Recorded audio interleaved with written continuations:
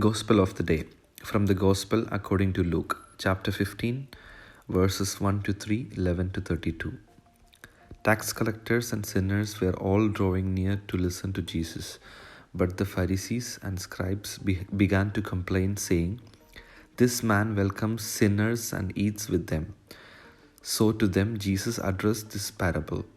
A man had 2 sons, and the younger son said to his father, "Father, give me the share of your estate that should come to me." So the father divided the property between them. After a few days, the younger son collected all his belongings and set off to a distant country, where he squandered his inheritance on a life of dissipation.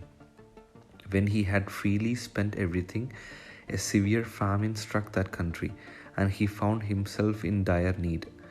So he hired himself out to one of the local citizens, who sent him to his farm to tend the swine.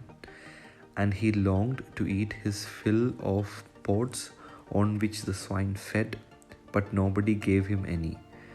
Coming to his senses, he thought, "How many of my father's hired workers have more than enough food to eat?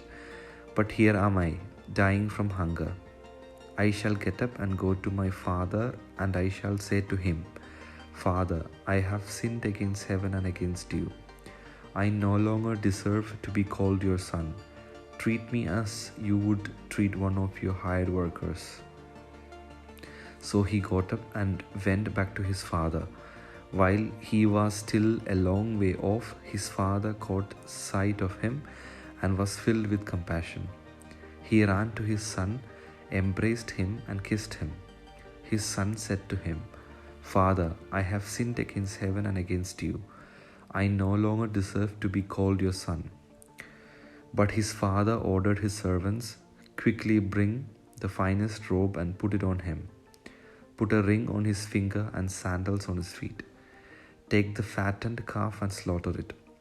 Then let us celebrate with a feast, because this son of mine was dead and has come to life again. He was lost and has been found.' Then the celebrations began.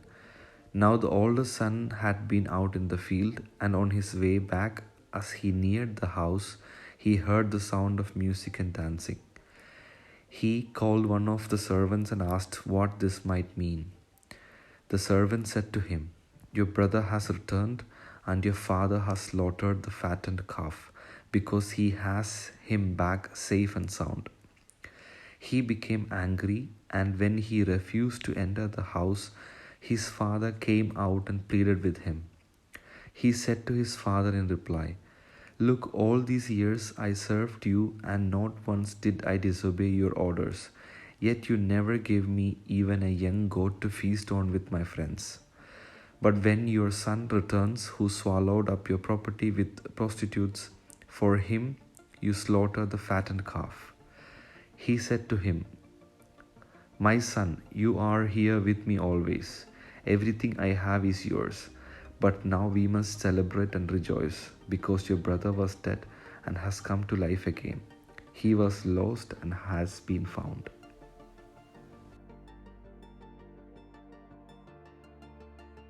Let's begin with the older brother. The problem is that he was at home, but he never understood what it meant to live at home.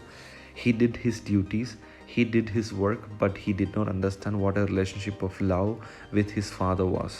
That son became angry and refused to go in. "But is this not my home?" he thought. "The same as the doctors of the law. There is no order. This sinner has come here and they throw a party for him. What about me?" The father tells him clearly, "My son," the father said, "you are always with me and everything I have is yours." And this son did not realize this. He lived at home as if it is a hotel, without feeling that fatherliness. Many guests in the house of the church feel that they are the owners.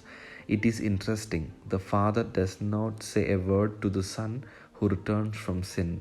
He simply kisses him, embraces him, and celebrates his return. Instead, to this one, he has to explain to enter into his heart. His heart was protecting itself because of his concepts of fatherhood, sonship, of the way to live.